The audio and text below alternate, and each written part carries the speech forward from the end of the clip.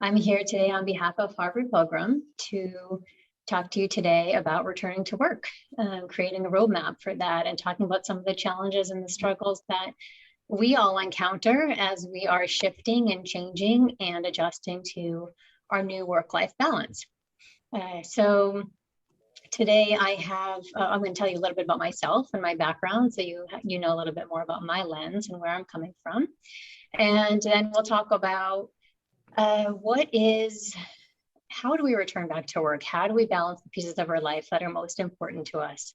How do we make sure that we're fitting in time and attention for the people and the roles that really matter to us? And then a bunch of strategies that will help us to move forward at work and in life. And so hopefully you'll come out of this with a bunch of tools and suggestions and some exercises that you can work on to help you really feel like you're in a better place, just managing all these juggling balls that we have in a way that feels good for you. So I am a licensed mental health counselor.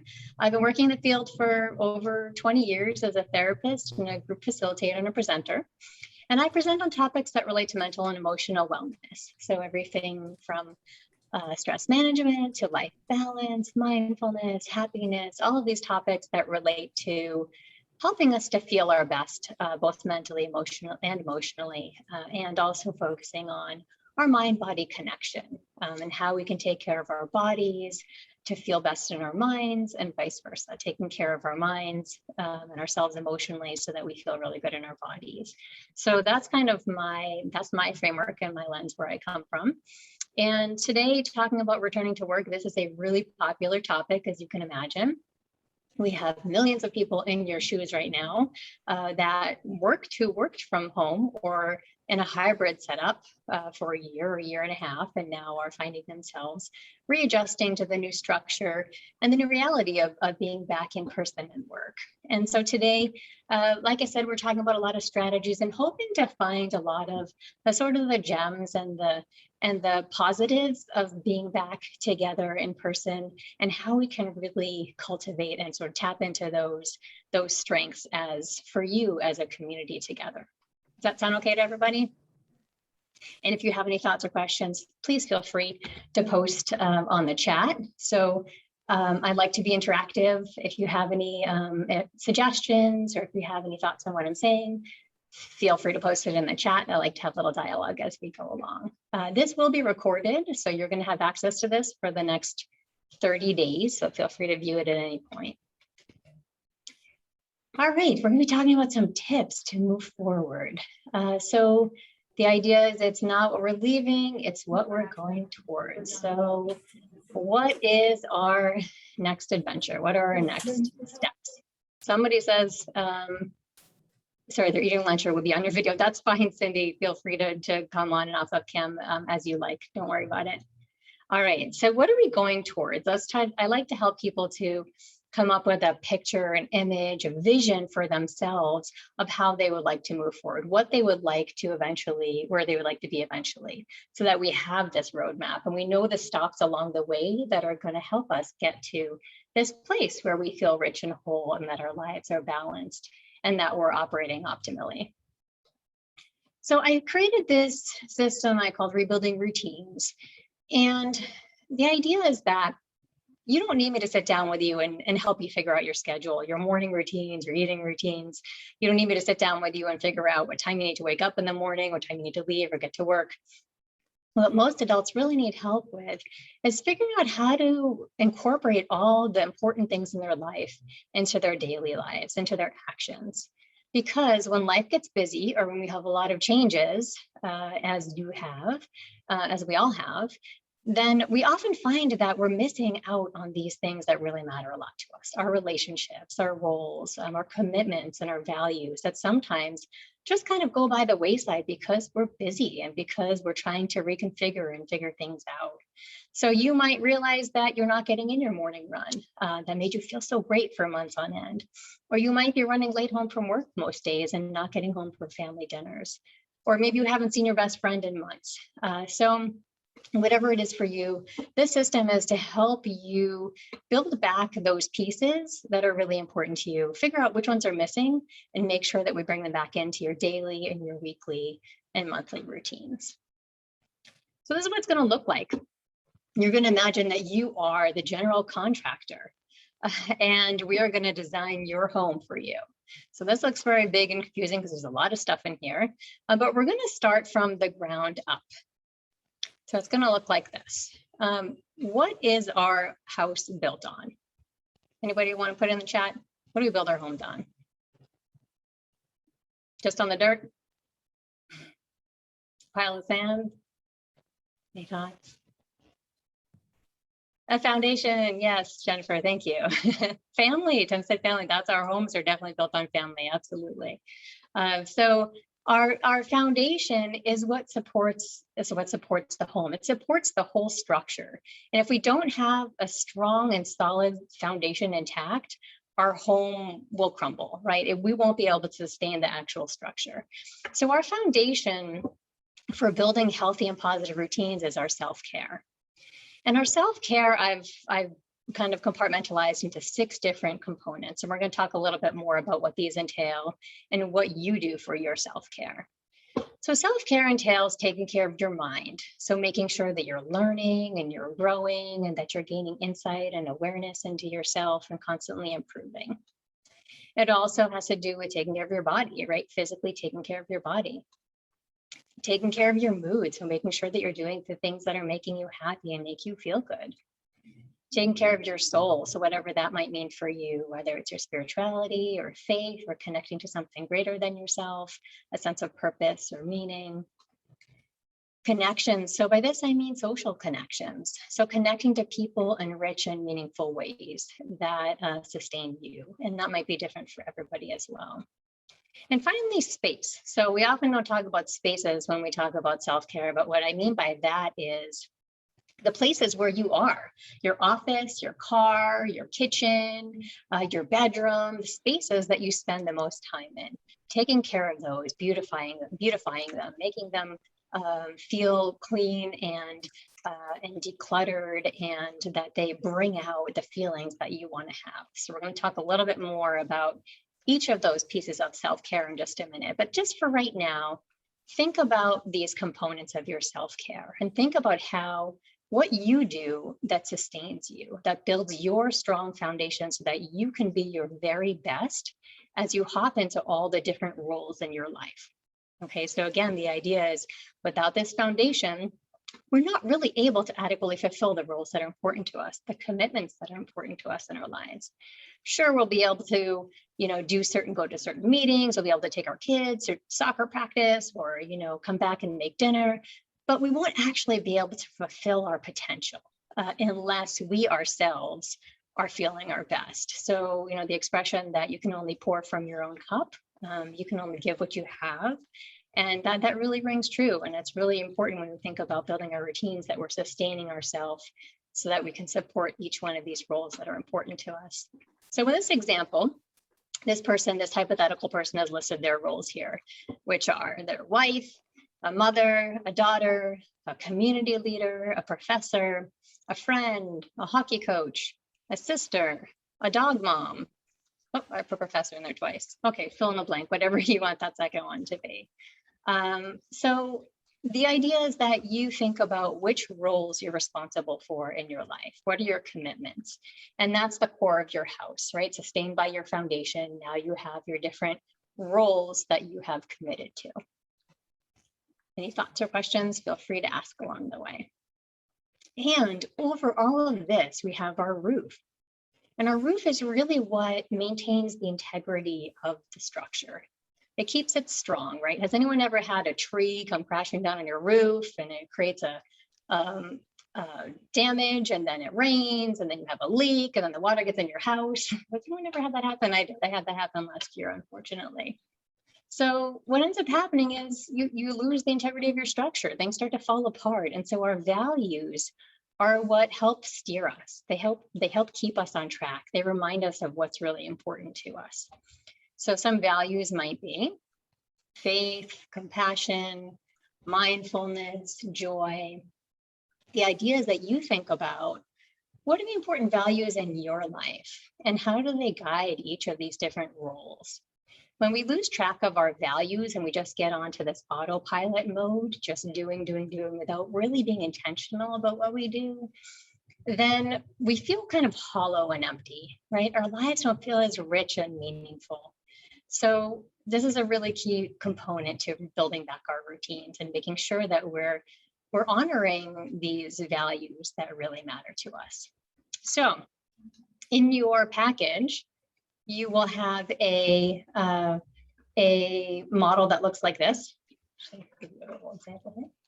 So I've given you the example, and then underneath it, I've given you a sample where you can fill in the blanks. So I'm going to have you right now, if you can, just draw a little house. Either if you have this and you have it printed up, that's great, but most of you probably won't, since we just posted this at the beginning of the session in the chat.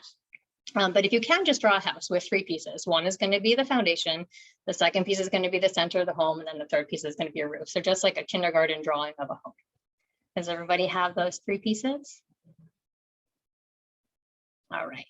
So I'm going to ask you to first think about your self-care. And in that foundation, I want you to jot down the things that you do that sustain you.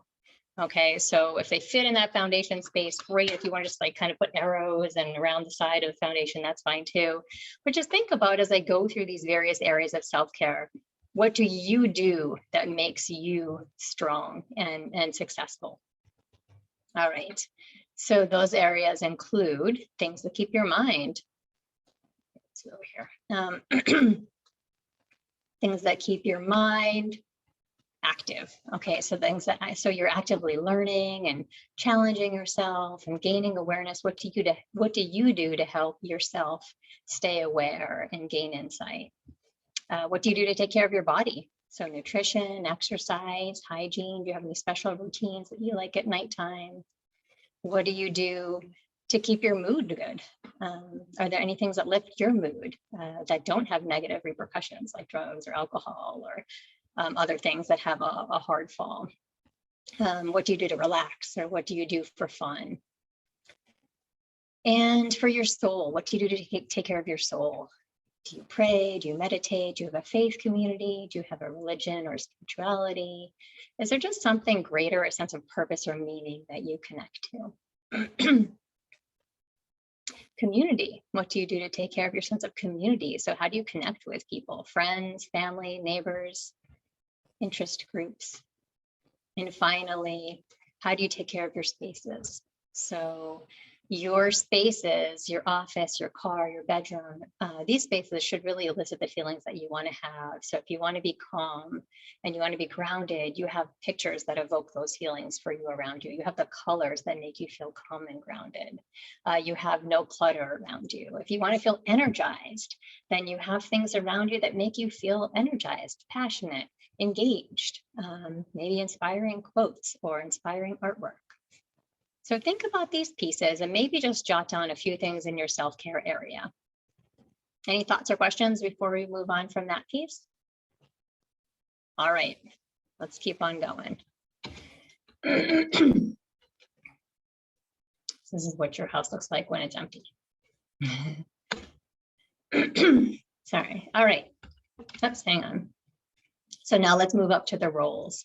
So in the middle of the house, think about, what are your commitments to people? What responsibilities do you hold? So in the example I gave, you can talk about your professional world, your family, responsibilities you have in your community. What are your primary roles? And you can jot down as many of those as you can think about.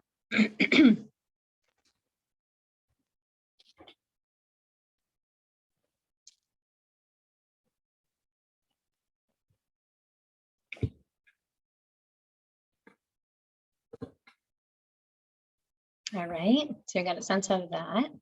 And you can complete this exercise afterwards as well, and something you can always, kind of build upon.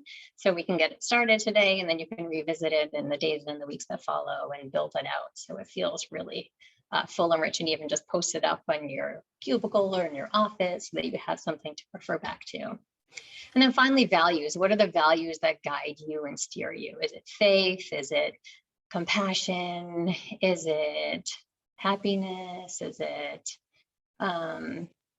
genuine? What are the values that keep your integrity?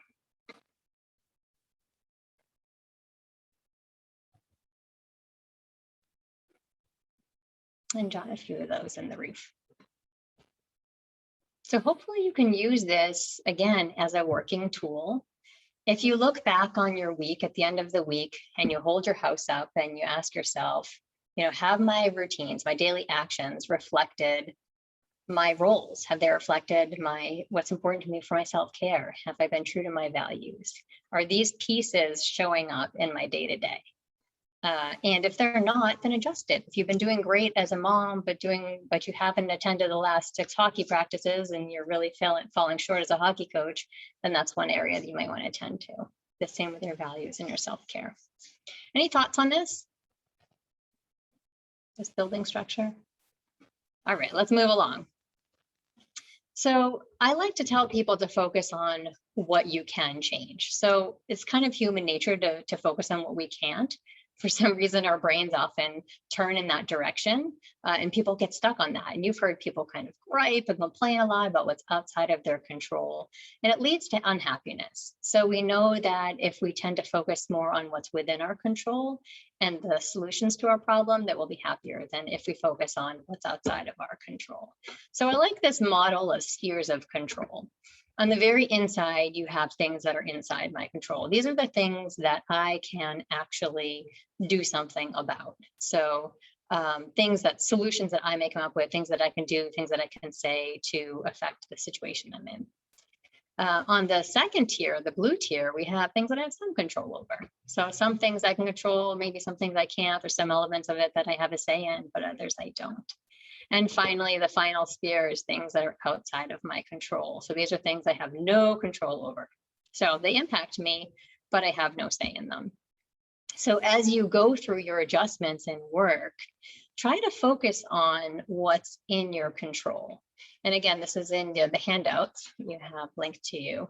And you can just kind of jot down.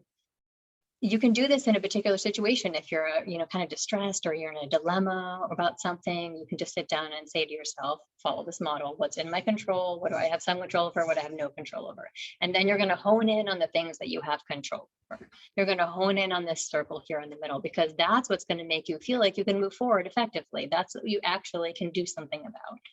The other pieces you can't do anything about as much, so they're not going to make you feel like there's anything you can do about it. So always try to focus on what's in your control as much as possible. So there are a couple things that are always in your control. And so I like to highlight these. Does anyone have any idea of something that is always within your control?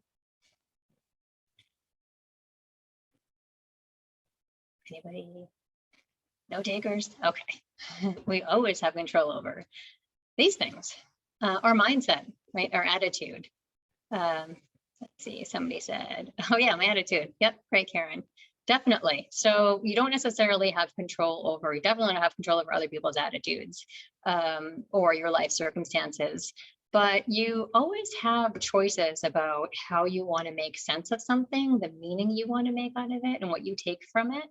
And so we've seen a really big range of responses to this pandemic and to all the changes that have been going on around it. And what we found is that mindset is really directly linked to how resilient people have been.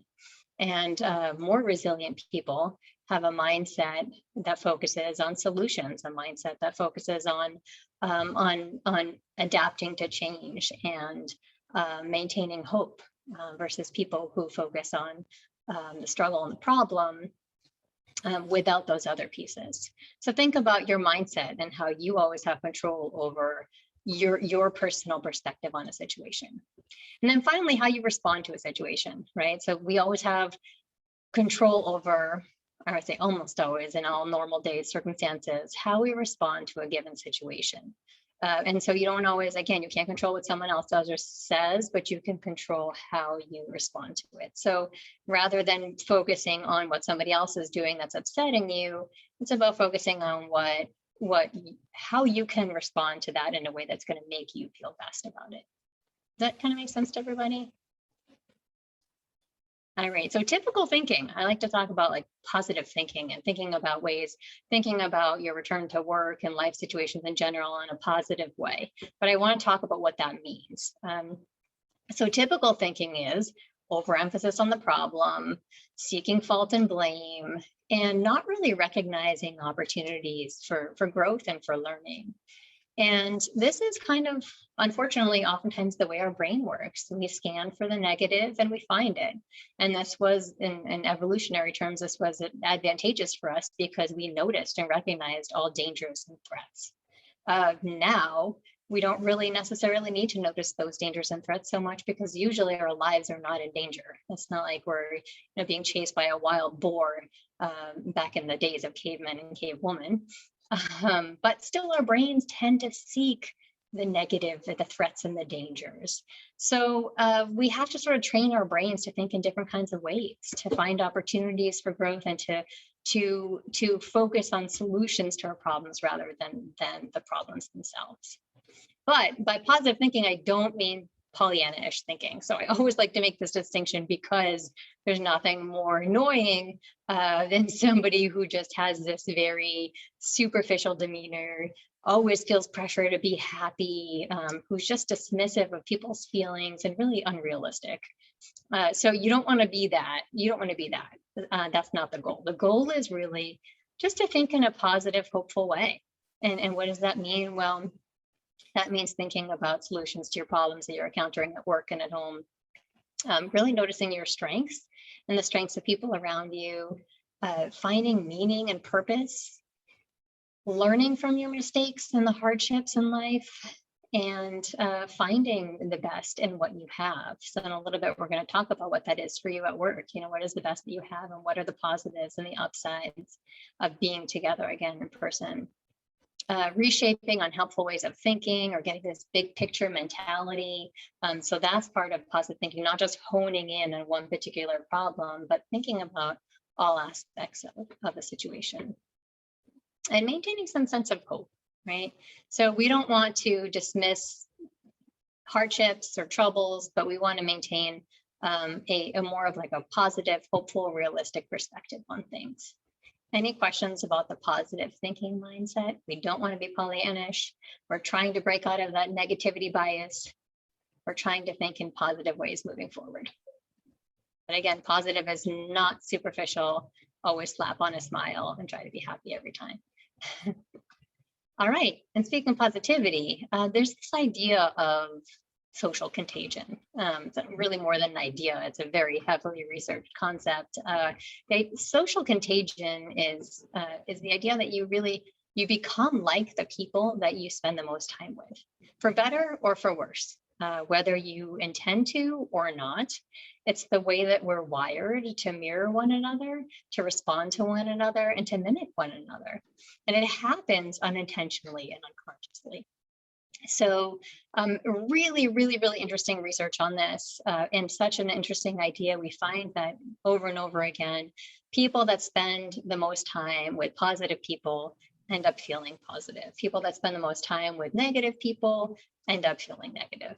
And I'm not talking about people who are going through hardships and struggles and who are down. I'm talking about people who think about life in a really pessimistic way. And if you spend time with people who are very pessimistic or always find the fault in you or always focus on or complain about or vent about what's wrong, then that will filter into your psyche. That will impact how you feel and it'll impact how you act. So think about that as you go through work and you go through your life, particularly as we're going through all these changes. There are all these differences and opinions and feelings and perspectives, and just think about gravitating towards people who are like you, trying to move forward, make the best of the situation, and stay hopeful. And so that's really interesting. This idea that you are the average of the 5 people you spend the most time with. This comes from Jim Rohn, who is a motivational speaker. And there's a lot of research that supports this as well, that you become like the people that you spend the most time with. Think about that as we move forward. So what do we have to gain? As we move into more in-person interactions, being back on campus, being together again, there are a lot of things that we have to gain, a lot of things that you have that in your favor now. So I wanted to talk a little bit about that and focus on what are those things, and how do you kind of celebrate those and dive into those. So one of the things is less multitasking. When we're in person, there is less that we tend to be multitasking than if we are remotely, if we're remote. So when we're working remotely, we have our home life and we have our work life all in a big jumble. And there's been a lot of really kind of cool things that have come out of that, right? Like we got to see our maybe your coworkers' pets, like your coworkers' kids, your coworkers' homes. I mean, you got to learn about each other's lives in ways you might not have before. So there is some positive that's come out of that. And at the same time, it really stretches us thin. And we know that we can't actually attend to more than one thing at any given time. So over multitasking, remote learning actually really taxes us too much and requests us to multitask in ways that are not beneficial. So when you're on campus, when you're working in real life with your coworkers, face to face, you can be more present. You have less distractions. You don't have to multitask your home and your work at the same time. So there's a real beauty in that. Real connections. So I like this quote. When we're constantly talking through machines, it's easier to behave like one as well. I'm going to talk a little bit more about Jonas and some of the work that she's done on humor. But this is true, right? Like this is a downside of operating through computers. And when we are in person, we don't have that same block. So being in person helps us to form new relationships. So you might have found that it's easy to maintain the relationships that you had pre-existing to this year, but forming new relationships with people over Zoom meetings is kind of hard. It's challenging. And so research shows that relationships that have been formed in more recent times through Zoom or online connections have not been or felt as strong as those in person. So think about how you can now maybe get a little closer to people that are new to you. Separation of work and personal life is a great thing. So we've kind of merged, and again, there's some advantages to that, and there's also some struggle in that. So having some separation can be really helpful for work-life balance. When you leave your office at work and you come home, you can be fully at home. When you leave home and you check into your office at work, you can be fully at work. So it really lends itself well to having a better balance. And finally, let's look at the Jamboard. So I want to ask you a question. What do you love about being back on campus? So let's see if we can do that. I posted on the chat the Jamboard link, and I'm going to see if people can click onto that Jamboard link. Does everybody have it? I'm going to post it again. And let's see if you can post on this Jamboard. What do you love about being back on campus? What are you looking forward to, or what do you really love now? So let's see if I can get into.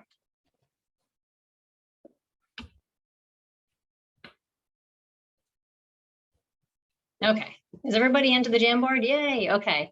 You guys are good at this. Okay, so if you go over to the toolbar on the far left side, the fourth item down, you'll see a little post-it. You can click on that. You can write what you love about being back on campus or what you're really looking forward to, and then choose your color for your post-it and then stick it anywhere on the Jamboard. And let's see what we come up with. Any thoughts? What works really well for you? What are you looking forward to? What do you love about it?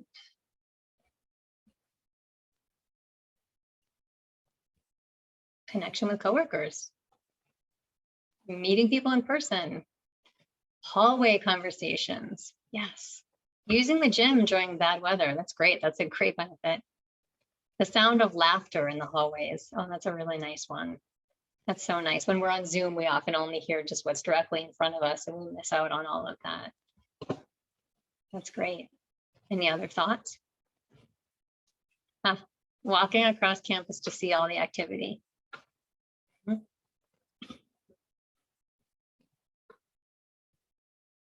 Anyone else?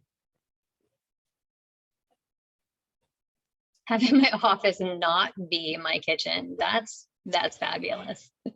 A lot of challenges with having your office be your kitchen. It's sort of the hub of your house, right?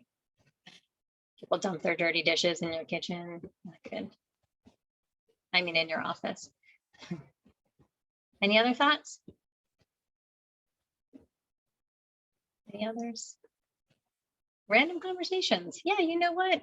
This is another thing we find in research, that the in-person situation is better set up for spontaneity. And so random conversations do happen more. You don't have to schedule a Zoom to talk to somebody. Taking out DVDs from the library. Awesome. That's another great benefit. Being able to leave work at work. Yes, definitely talking about that work, life, family life separation. Yeah, that's a nice benefit. All right, great. So these are all really great ideas. Just keep thinking in this way of what's good about this, what's working for me, or what am I looking forward to, and how can I do more of that? Okay, so that's going to help us kind of move forward in a positive mind frame. All right. Humor. Let's talk a little bit about humor. So Naomi Begdonis and Jennifer Aker, they are two humor specialists who have done a lot of research on and work with humor. And they help businesses and schools bring humor into their everyday life.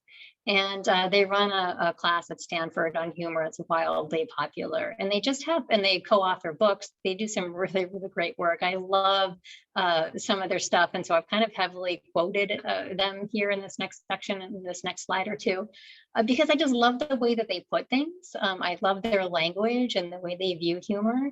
And so I've tried to capture some of that for you here. So humor, they say, humor at work is much less about wisecracks than about levity. The shared moments of lightness that propel relationships forward and balance the seriousness of labor. So what a great way to view humor, right? It's not like about telling jokes. It's about lightening the mood. It's about forming bonds. It's about just taking away from the heaviness of the work that we do every day. And I love that. They also outline these 3 myths about humor. And they kind of coach and teach people and companies and departments and schools about how to bring humor into your everyday lives. So these are the 3 myths that they outline about humor. They say there's this serious business myth, right? So the idea is that important can't be enjoyable. This is serious business. We can't be having fun. We can't be joking around. And sure, there are circumstances where, joking around and humor is not appropriate, but 95% of the time, you can lighten the mood and you can bring in some humor and you can have fun and get work done. And we know that when we're enjoying something, we're more likely to be productive. So don't think about your work as serious. Think about it as important and enjoyable. So being funny, the myth of being funny, that humor is about telling jokes, and they're really big on this, not about telling jokes. It's about being generous with your laughter, right? So not just cracking these jokes here and there, making puns or telling dad jokes. It's really just about being free to laugh and helping other people to laugh. And doing that in ways by connecting with people naturally and finding things naturally that you connect over, that you can just find joy in. Failure myth. So people worry about trying to be funny. If I try to be funny, I may fail. And so what their advice is, stop trying. And they say, well, really, instead of trying to be funny, just focus on creating these things. Focus on creating joy and happiness in your work community. Focus on creating the sense of levity. So lightness, right? Lightening up the mood. It doesn't have to be so heavy and serious. It can be a little lighter and more fun and enjoyable. and finding moments of connections over shared experiences. So just kind of finding things that you relate to, noticing them, and noticing the humor in a situation is really what it's about. So I love this quote. It's about naming truths in our lives and giving a window into our humanity. So again, it's about naming truths in our lives and giving a window into our humanity. And I really like that, because I think that's a great goal for us, is just connecting with people, finding ways to laugh about the reality of any given situation. And man, do we have so many opportunities for that now. Any thoughts on that? Here's an example. Okay, somebody who posted this on Twitter. This is March 23rd, 2020. Okay, so we weren't in a great place back then. This is the Zoom meeting schedule she posts. 1 to 1:05. Waiting for the host to start the meeting. 1:06, the group discovers virtual backgrounds. 1:07, someone really struggling with audio. 1:09, let me try headphones. 1:10, everyone holds up their cats. 1:15 to 1:25, actual meeting time. And 1:30, stay safe. So this was just kind of doing exactly what we were talking about before, which is just bringing levity to a situation, naming a reality, just pointing out a common human experience and having a laugh about it. And we can do a lot more of that with each other moving forward. Any thoughts on this? Do you like it? Do you work in a kind of funny, easy to laugh, humor generous community, or do you feel like you could use more of that in your community, in your workspaces, or in your group? Anybody want to chat about that? No? Yes, no? Okay. All right, so let's talk about finding some common ground moving forward also. So we know that amidst the change and all the differing viewpoints and uncertainty, that there's a lot of there are a lot of differences, but there's also this common ground, right? So what I encourage people to do to successfully move forward is find that common ground and focus on that. So rather than focusing on differences or differences on the way we view things or the way we're operating now, just try to focus high level on what we have in common. So what do we have in common? Well, many people now, unfortunately, are tired, frustrated, stressed, and uncomfortable. Right? Not everybody, but we know that that's true right now. Depression and anxiety rates have skyrocketed. If you're a therapist like myself, you know that the waiting list for therapists right now is, for every therapist I know, is at least 6 months. Depression, anxiety rates are up fourfold from where they were pre-pandemic. So good chances that people that you encounter are going to be experiencing these feelings. Now, the reasons why they're experiencing these feelings and all the particulars vary a lot. But what you can focus in on is, you're tired. Oh, I'm so tired too. You're having a hard time. I'm having a hard time too. Man, this pandemic has really been a doozy. The past year and a half has been super tough.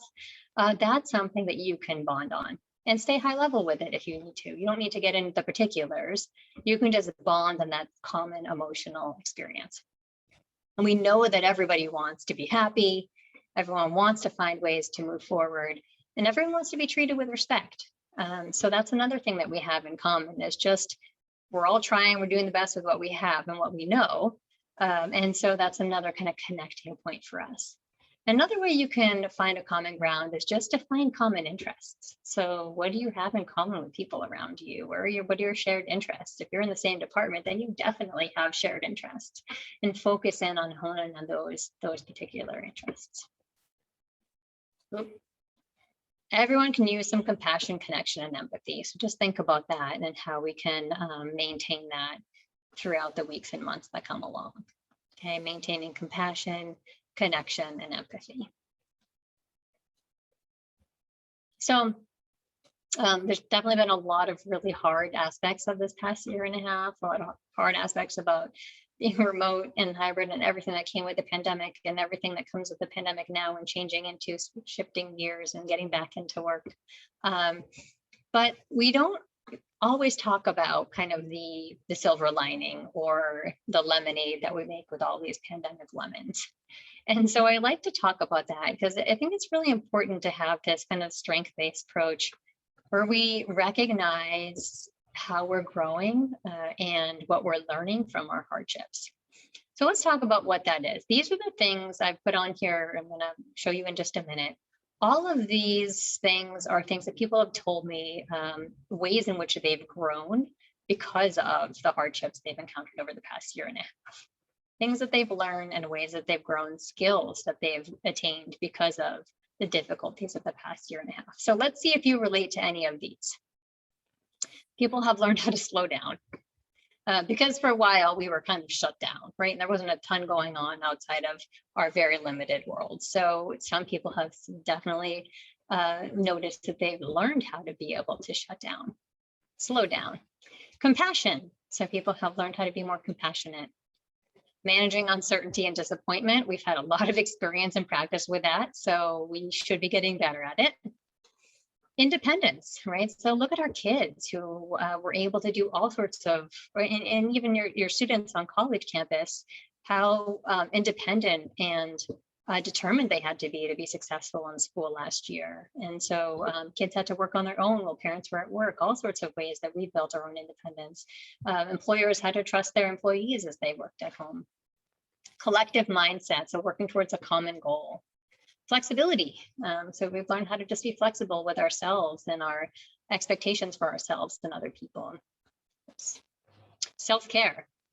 So we've learned how to take better care of ourselves. We've learned what's really important for our self-care and how we keep our sanity in difficult times. Humor. We've learned to be able to laugh about things in hard times. We've learned to find the lightness. Creativity. We've learned to be creative. In all kinds of ways. Oh my goodness, we've seen so much creativity come out of this pandemic. And that's definitely something I've noticed. Patience. People have learned patience. Oh my goodness, because we have really had to be patient in many, many instances. Prioritizing, learning what's most important to us and prioritizing that. We've learned resilience. Many people have learned how to be hopeful in difficult times. People have learned perspective. So what's really important, what really matters most, and how do I strip down to that when I need to? Grit. People have learned grit and resilience, definitely. And gratitude. So gratitude, if this hasn't come out for you over this past year and a half, it's something that you can still work on. What are you grateful for? What are you happy that you have in your lives? What do you still have that you're holding on to? And what are you grateful for moving forward? Any thoughts on any of these post-pandemic growth? Not that we're really post the pandemic, but you know, we're sort of we're moving in this direction where we can now. We've been, you know, kind of gone through a whole bunch of things over the past year and a half, and we can reflect back on it and ask ourselves, how have we learned and grown over the past year and a half? All right. So that's it for my content for today. And I thank you very much for joining. Does anybody have any thoughts or questions? I'll leave it up for you now for discussion, for questions. If you want me to go back and review any of the slides.